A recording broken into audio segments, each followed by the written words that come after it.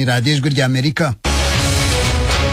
Radio Ijwi ry'Amerika ivugira i Washington DC mu Kinyarwanda no mu Kirundi. Mu Burundi muratwumvira ku mirongo migufi ya shortwave kuri metero 19 na metero 22. Mu Rwanda ho turi no kuri FM 104 n'ibice bitatu no kuri FM 88 n'ibice bitatu. Ikaze mu makuru yacu yo muri aka kanya, muri kumwe na Jeffrey Mutagoma na bagenzi banjye dufatanije kuyabagezaho. Ishyirahamwe Regideso ritanga amazi n'amashanyarazi mu Burundi ryatangaje ko rigiye kurangiza ikibazo cy'amazi n'amashanyarazi mu gihugu. Nzokora ibishoboka byose kugira abanyagihugu baronka amazi. Turafise ama projet menshi. Turafise nk'iyi projet mubonye iyi twiteze yuko mu kumunani mu mpera z'uko amazi zo yabonetse. Jean Albert Manigomba ni umuyobozi mukuru wa Regideso mu Burundi. Rwanda na Centrafrica bimaze gusinyana amasezerano arimo y'ubufatanye mu bucukuzi bw'amabuye y'agaciro. Muri Tanzania ubutegetsi bwataye muri yombi abatavuga rumwe nabwo bataramenyekana umubare. Na Leta Zunze Ubumwe za Amerika iratangaza ko ihangayikishijwe n'umubare w'abakeneye imfashanyo muri Ethiopia ugenda wiyongera kubera imvururu zikomeje muri icyo gihugu. Aya makuru n'ayandi twabateguriye ni mukanya ntimujye kuri. Amakuru yo hirya no hino ku isi tuyahere hano muri Amerika, ho leta itangaza ko ihangayikishijwe n'ikibazo cy'abanyetiyopiya bakomeje kuzahazwa n'imvururu muri icyo gihugu. Umuyobozi w'ikigo cya Amerika gishinzwe imfashanyo ku rwego mpuzamahanga USAID aravuga ko umubare w'abakeneye imfashanyo muri icyo gihugu ukomeje kwiyongera. Diane Ninahazwe arakomeza. Samantha Power arongoye ikigo ca Amerika kijejwe iterambere mu makungu USAID mu mpfunyapfunyo inyuma y'urugendo yakoze ejo muri Ethiopia yavuze ko uko umunsi witera ariko ibintu vyunyuka muri Ethiopia abakeneye ubufasha bakiyongera. Umutegetsi wa USAID yavuze ko ivyo yabonye biteye agahinda. Yasavye ashimitse ko impande zishamiranye zitegerezwa gutanga gahengwe. Ikibabaje gusumba nk'uko yabandanije abibwira abamenyesha makuru nuko hari imfashanyo zazibiwe ntizishobore gushikira abanyagihugu. Yumvikanishije ko abatanga imfashanyo babwirizwa guhabwa uburenganzira bwo gukora akazi kabo, ibitero bakorwa ko n'iterabwoba bagirirwa navyo bigahagarikwa. Ku kibazo cyo kumenya ico yibaza ku majambo yavuzwe n'umushikiranganje wa mbere wa Ethiopia Abiy Ahmed aho yagereranije ingabo za Tigray n'ivyatsi bibi hamwe n'ingwara ya cancer, Samantha Power atwara USAID yishuye ko yababajwe n'ayo majambo atesha agaciro akami ka muntu akanashobora gukwega izindi ngwano zishingiye ku moko.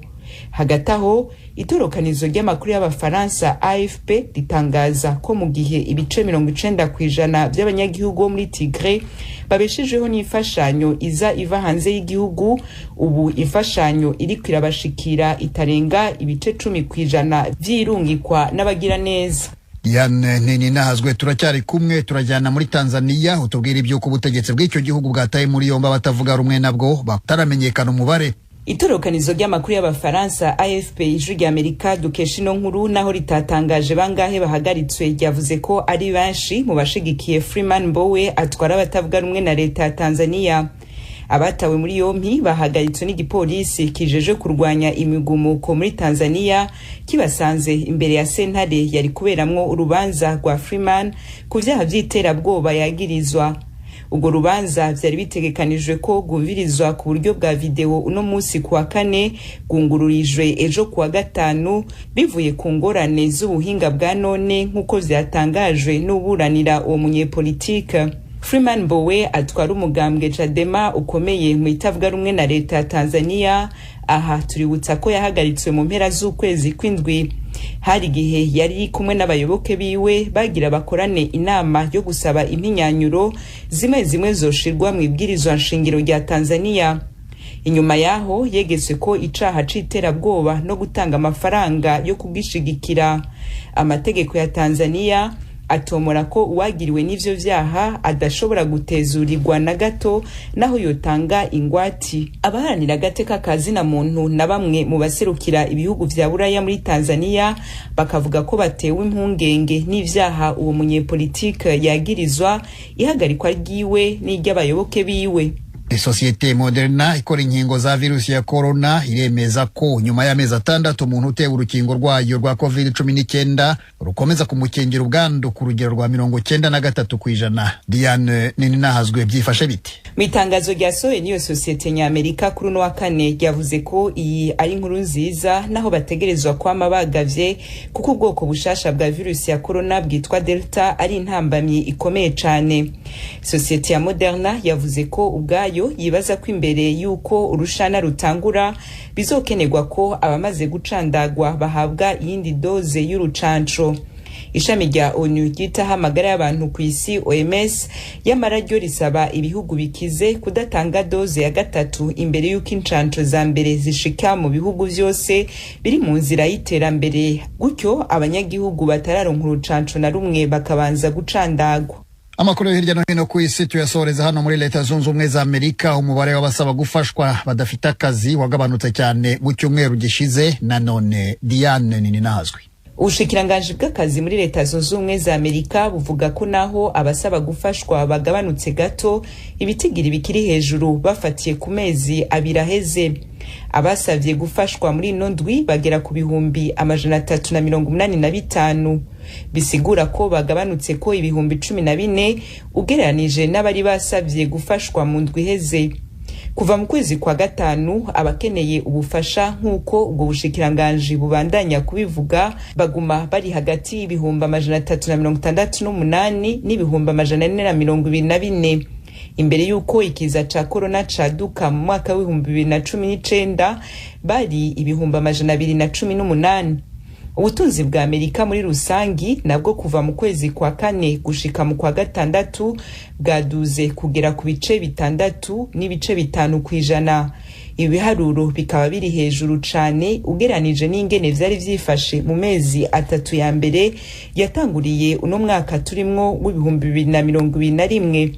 Abahinga mu butunzi naho biruko bagabisha ko ubwoko bushasha bwa virusi ya corona bwitwa Delta bushobora gusubiza inyuma ino ntambwe Amerika yariteye. Muri rusangi abanyagihugu ba Amerika batagira akazi kwino saha baba imiliyoni 9 n'ibihumbi 500. Leta aha ikavuga ko hari ubuzi bugera ku miliyoni 9 n'ibihumbi 200 buri mu kuboneka, ariko agapfindo kahaguma kakaba ari uko aba bose badafise ubuzi badashobora kuzokora ubwo buzi buzoboneka.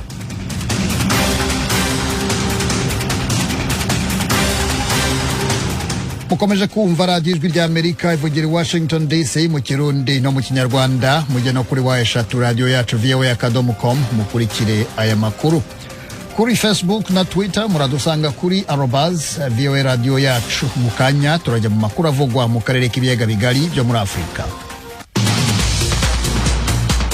Amakuru avugwa mu karere k'ibiyaga bigari byo muri Afrika turahera mu Rwanda, w'icyo gihugu kimaze gusinyana amasezerano na Centrafrica harimo ubufatanye mu by'ubucukuzi bw'amabuye y'agaciro, kubumbatira umutekano nareba ibyo bwikorezi.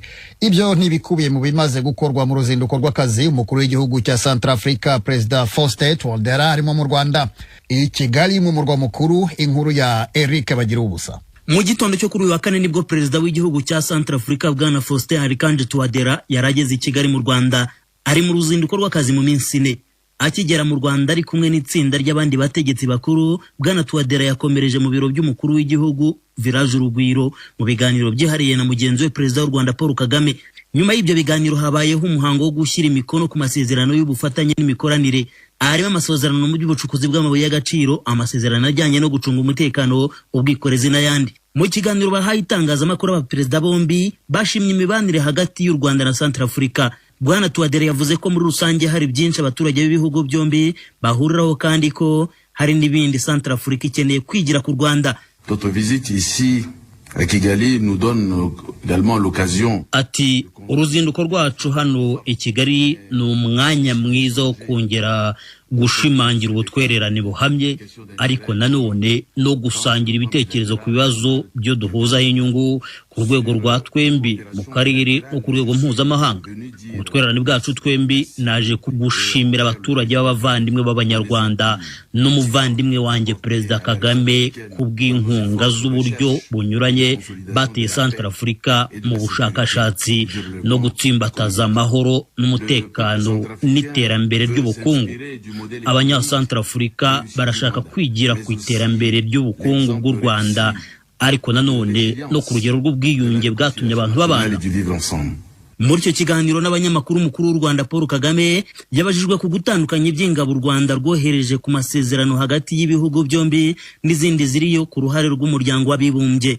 Aha Perezida Kagame yasubije ko intego ari imwe yo kubungabunga amahoro, gusa yumvikanishije ko aboherejwe ku bwumvikane bw'ibihugu byombi byari mu mugambi wo gutabara bwangu kandi ko byagaragaraga ko umujyi wa Bangui wari usumbirijwe n'inyeshyamba.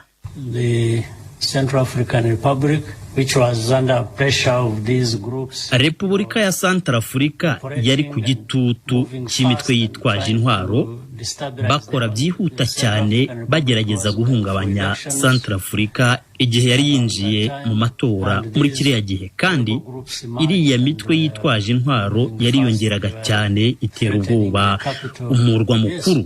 Yego MINUSCA yari iri hariya, yego kandi ndabyizeye ntashidikanya ntibashakaga ko ibyabaye biba, kwinyeshyamba zigabiza umujyi wa Bangui zigatobatoba amatora, ariko bari bagikora inyigo rimwe na rimwe iyo bigeze mu nzego bikunze kugira ingaruka ku byemezo bifatwa. Ndatekereza ari ibyo byakozwe.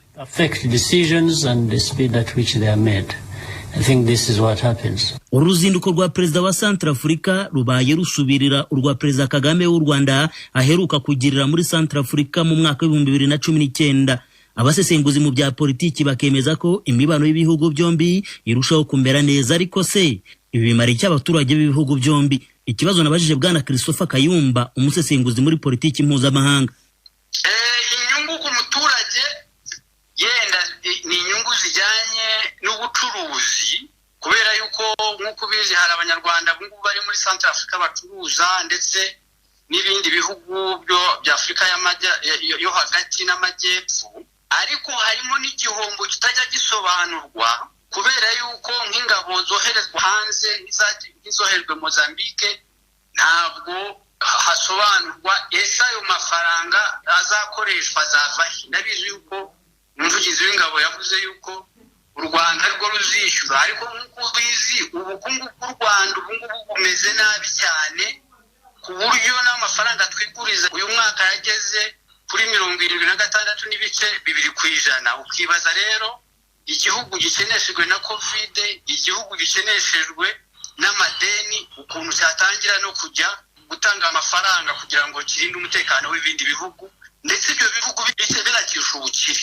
Kugeza ubu ibikorwa by'imigenderanire hagati y'ibihugu byombi byaratangiye, ndetse hari n'abanyarwanda basigaye bakorera ibikorwa by'ubucuruzi muri Centrafrica. Uruzinduko rwa Perezida Touadera ruje nyuma y'igihe gito u Rwanda rwongeye kohereza indi batayo ya gatatu igizwe n'abasirikare 750 mu bikorwa byo gucunga umutekano muri Centrafrica. Hakwibutsa ko n'amatora y'umukuru w'igihugu aheruka muri Centrafrica ingabo z'u Rwanda zari ziyacungiye umutekano kuko byashobokaga ko inyeshyamba zayadurumbanya. Biteganijwe ko Perezida wa Centrafrica n'itsinda bari kumwe bazasura ahantu hatandukanye, nkaho kuri uyu wa gatanu azasura umudugudu w'icyitegererezo wubatswe mu murenge wa Kinigi mu karere ka Musanze aho ni mu majyaruguru y'igihugu.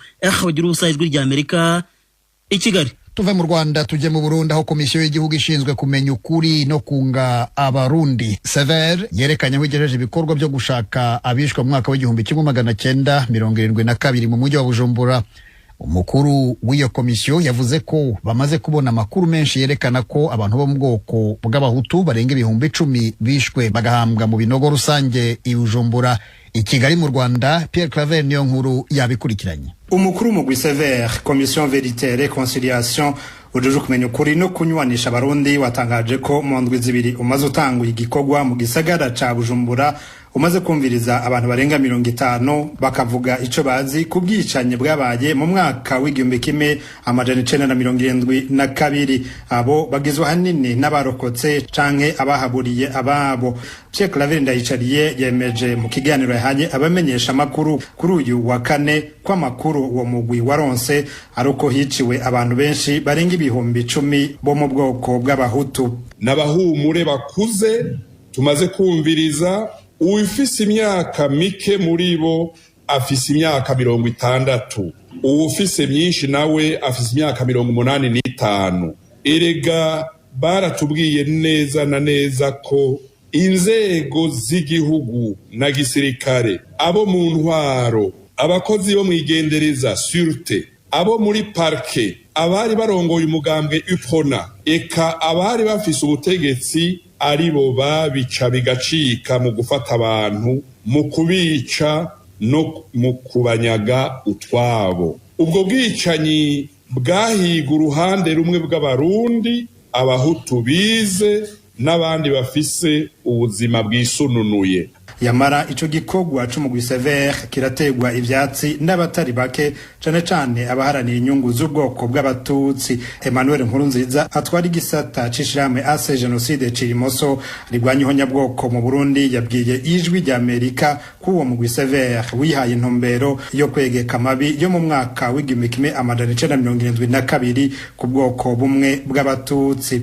Igikorwa ca Sever ihari no munsi ari kwibagiza kugira ngo irondere ukuri canke yerekane kuri kwirondera kuri ahatari aho kutari, ariko ntawo kwibagira yuko 72 mu tariki 29 zo kwa kane bice bizimanganya babatutsi isinzi ibihumbi n'ibihumbi bicwa kuri uwo mugoroba ariyo yabaye itariki ya mbere ugomba guhonya abatutsi. Uko iminsi hera niko ikomeza yiyerekana yuko ikora ibikorwa byo ugomba kweza umugambwe CNDD-FDD aho kwandika ukuri. Ari naco gituma dusubira kwibutsa yuko atagikorwa na kimwe bariko barakora umuntu yoha agaciro, kuko ibikorwa bariko barakora sivyo kuzuriza abarundi, nivyo kweza, nivyo gukundwa kaza uwo mugambo utwara ku banyagihugu cane cane nk'ubwoko bw'abahutu kugira ngo bazimanganye ihonyabwoko n'abaje kumara abatutsi. Mu kurangiza rero twoca dusubira tugasaba cane cane amakungu n'abarundi bene bacu bakarikanura. Ico bikoze umugwi Sever wamenyesheje ko amakuru umaze kuronka yerekana ko hari n'ubundi bwoko bwishwe mu gisagara ca Bujumbura ico gihe. Baratubwiye ko hari abatutsi b'umutima bagerageje gukingira abahutu bagira bicwe, kandi muri abo batutsi hari ababizize. Abasirikare bavuga ko bariko barahiga abamayimurere baje gufasha abahutu ingwano mu Burundi. Aho bata abishwe ikivunga hari ku Buterere. Aha ishirahamwe Ase Genocide Cirimoso rigwanya ihonyabwoko ribibonamwo amahinyu, rikavuga ko ico gikorwa kizohava gicanishamwo ubwoko butandukanye aho kubunywanisha. Bariko bagomba kwerekana ko bitaho bose, gutyo bice byitwa yuko bwa bundi Sever itariko igomba kwikundwa kaza ku bahutu gusa, ariko none hegomba inerekane yuko inatohoza kuri bose. Twebwe tukaca tubitera ivyatu tukabituma urutoki tukereka bose abafise ico bakurikirana ko mu Burundi yuko iyo ari ingendo yo kuzibiza yo gusufovya ukuri. Umugwi Sever wemeza ko umaze kuzura ibisigarira by'abantu bishwe muri 72 mu gisagara ca Bujumbura, kandi ko ari gikorwa kikibandanya. Imbere yo kuja mu gisagara ca Bujumbura, umugwi Sever wabanje gukorera ibikorwa nk'ivyo mu ntara za Karusi, Makamba, Rumonge, Bururi, Muyinga na Kirundo, aho uvuga ko ibisigarira by'abantu barenga 100 bimaze kuzugwa. Inama nkenguzamateka y'u Burundi isaba ko ubwo bwicanyi bwo kwitwa ihonyabwoko ry'abahutu yamara ico caha ntigihurizwa ko na bose. Pierre Claver Nkuru, Kigali, ku bw'Ijwi rya Amerika. Tugume mu Burundi aho umuyobozi mukuru w'ishyirahamwe rya leta Regideso ritanga amazi n'amashanyarazi avuga ko nta mashyirahamwe y'abikorera azongera guhabwa kontaro zo kwegereza abaturage amazi mu gihe iryo shyirahamwe ubwaryo ribifitiye ububasha n'abahanga babishoboye. Eloge Willy Kaneza arakomeza inkuru. umuyobozi mukuru w'ishirahamwe Regideso rijejwe kuronsa umuyaga nkuba n'amazi meza aba mu Burundi hamwe no kubikwiragiza avuga ko amaze igihe yumva imyidogo y'abanyagihugu bo mu duce tw'uburaruko bwa Bujumbura umurwa mukuru w'ubutunzi batagira amazi meza. Kuri uyu wa gatatu kugeza mu ijoro yari yagize urugendo rwo kwirabira y'amazi yova mu Rugazi mu ntara ya Bubanza mu Burengero yongera agendera baba hakenya amazi. Jean Albert Manigomba yemeza ko mu minsi mike aya mazi azoba yagejejwe kuri abanyagihugu. Nzokora ibishoboka byose kugira abanyagihugu baronka amazi. Turafise amaproje menshi, turafise nk'iyi proje mubonye iyi twiteze yuko mu kumunani mu mpera z'uko amazi azoba yabonetse tunoja dusahiriza aya makartier muri Nord. Turafise yindi proje izovana amazi muri Mutambu tuzosahirizaho muri Side. Hanyuma turafise n'iyindi tuzokora mu minsi twege nyene aho muri Irare Matyazo niko tuzoyikorera nta muntu tuzoyihereza kuko ubu nkeneye ko n'abakozi ba Regideso bavyiyumvamwo mu minsi zoza nta byo kuheza ama entreprise ntavyo nshaka twege nyene tubikore ko turabafundi kandi n'ubushobozi turabufise. Ndafise abakozi mbona ko bariko baraja kuri ritimi yiwanje rero abanyagihugu ni batekane ikibazo ndazi ko bagifise kandi n'ukuri naje ndagifise naje amazi ndayaronka misi yose. Ishirahamwe Gisako Burundi ryatsindiye isoko yo kwega amazi riyavana mu Rugazi ryatanze isango ryo kwa 2023 ku kwezi kuba ryarangije ibikorwa byose ariko haracari bisigaye bitari bike. Manigomba aragabisha ko atagwitwazo na rumwe rifise. Gushika ubu mfata ivyanditse muri kontra dushobora kubwira ngo abanyagihugu amazi azoshika mu oro muri kontra abantu benshi barabizi ko amazi azoshika rovere twazo ku 8 je gushika n'ivyo nzi kera bavuga ngo Regideso zatija guturiha Regideso jewe ngomba uvugira abanyagihugu bose abajournaliste bose bumva ko twegana namwe twese tugutevya ukuri naho ari mu ijoro nzokwemera nze gukora kugira ngo abanyagihugu baronka amazi barayibonye ju telefone na dafuso yarari mugabo je deja aranje kugira ngo ivyo ukeneye by'amafaranga biboneke hama abanyagihugu bose baronka amazi kwitarike rovere twazo ku 8 aho rero jewe nico nzi ico Regideso izi kandi ico tugeza gukorerako nta negociation zihari dukoresha kontra ngene yanditse. Jean Ntakarutimana umuyobozi ajejwe ubuhinga muri iryo shirahamwe asigura ko icyatumye ibikorwa bidindira hanini yari kiza ca COVID-19 kubera ibikoresho byinshi vyava hanze hanyuma bikaba bigoye kubizana. Bikorwa bigeze twava ko bigeze ku ntambwe ishimishijwe gusa dufise ikibazo c'amatuyo gusa kubera tuyemporuta mu Buganda naho hari igihe usanga bari muri kibazo gihanze isi yose ca COVID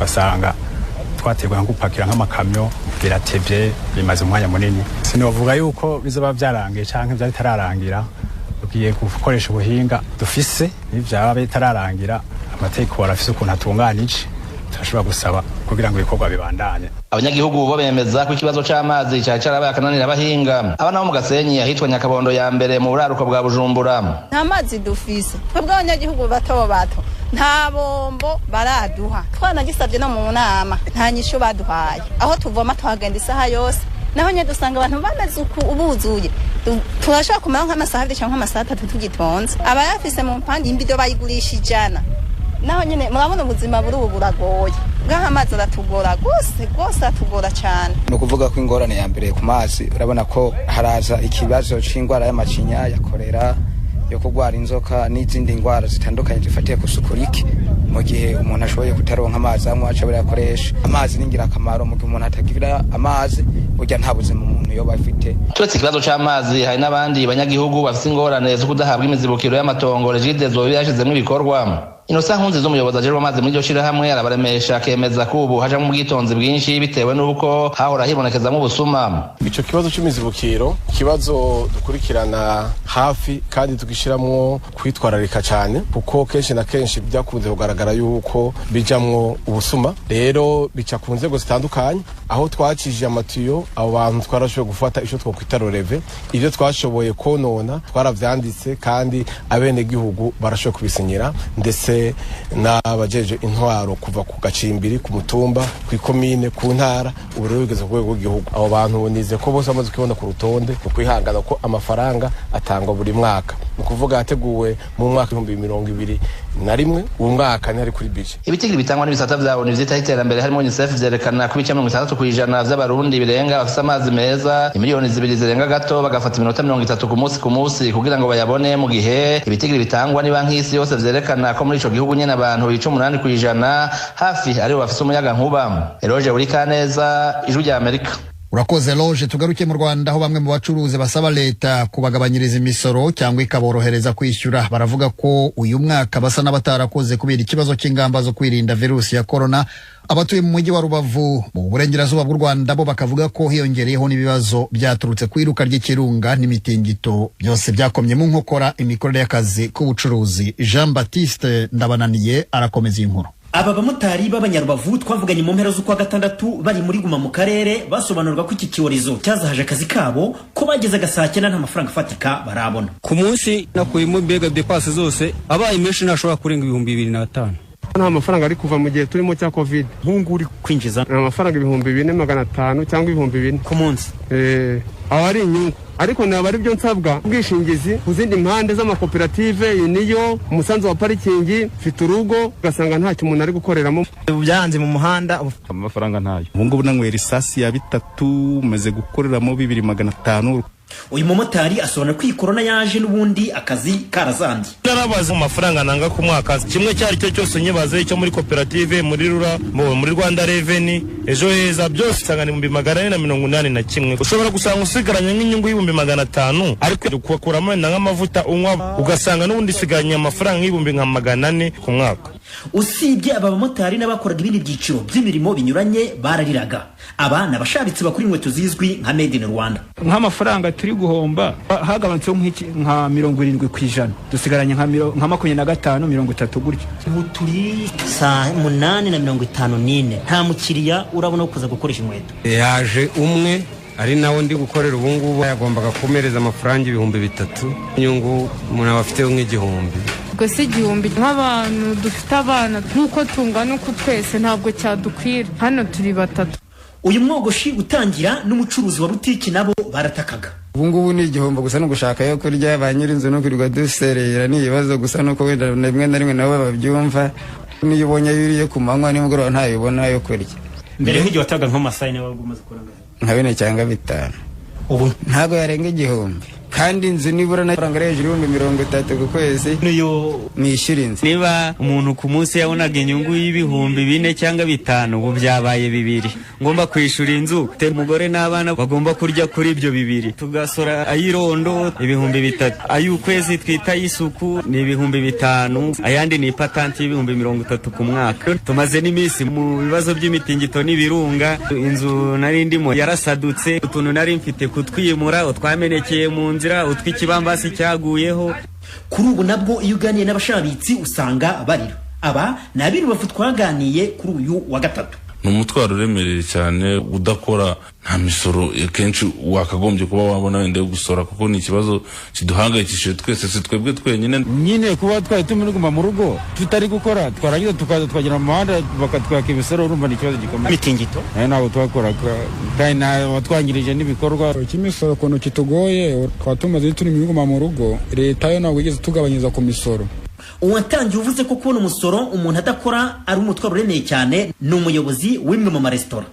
Hari amaresitora mu mujyi wa Gisenyi atari gukora kubera icyemezo amaresitora yafatiwe cyo kutakira abakiriya bayariramo mu rwego rwo kurwanya virusi ya corona. Amaresitora ategetswe kubapfunyikira ibiribwa mu dusahane twa take away abakiriya badakozwa. Ibyo nibyo aba Banyarubavu baheraho basaba leta korohereza ubushabitsi mu bijyanye n'imisoro. Nubwo batubwira ngo dufunge barakomeza bakadusoresha. Unifuza ko muri iki gihe bagabanya ikintu cyitwa imisoro rwose bakatworohereza ntantu ya mafaranga ariko ubundi twaraba gufashwa. Twifuza ko leta wenda yazadufasha mu bijyanye no kuba yatugabanyiriza ku misoro cyangwa si kareba uburyo bworoshye bwatuma ubukungu bw'abantu butaza kuzahara bitewe n'iki cyorezo cya covid. Turabyiteze wenda ko bishobora kuba hari inyigo bari kubyigaho bagombye kutugabanyiriza ku misoro.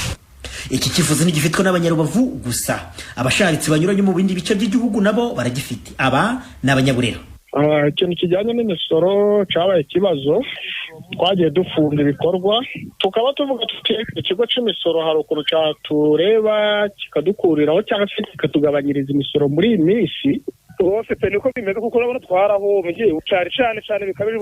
Ikigo RRA kivuga ko hari cyo kiri gukora ubuvugizi mu rwego rwo korohereza ubushabitsi buciriritse. uyu ni Paulin Uwitonze, komiseri ushinzwe abasora muri iki kigo, utangira komeza abanyarubavu. turanihanganisha abo maze kuvugaho abacuruzi bakorera mu karere ka Rubavu bahuye n'ibiza by'umutingito ndetse na COVID-19. Ngarutse ku cyo bari kugaragaza ayo mafaranga y'irondo, amafaranga y'isuku, n'amafaranga ashyirwaho kugira ngo nabo bagire ubundi bufasha babona, kandi ngira ngo ni ingenzi kuri bo. Gusa hari uko tugenda tuvugana n'uturere bigendanye n'ipatante n'amafaranga y'isuku rusange, ni ikibazo dusanzwe tuzi kandi turi kuganira n'inzego z'ibanze mu by'ukuri kugira ngo nk'uko n'ubundi ayari amafaranga ashyirwaho na njyanama z'uturere, n'ubundi harebwa uburyo bakoroherezwa. Usibye ubuvugizi, yongera ko iki kigo cyiteguye gukomeza korohereza ubushabitsi mu byo gifite ububasha mu nshingano zacyo.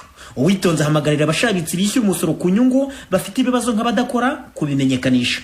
Avuga ko byaba byiza kurushaho banyuze mu rwego bibumbiyemo ari rw'urugaga rw'abikorera mu kubigaragaza.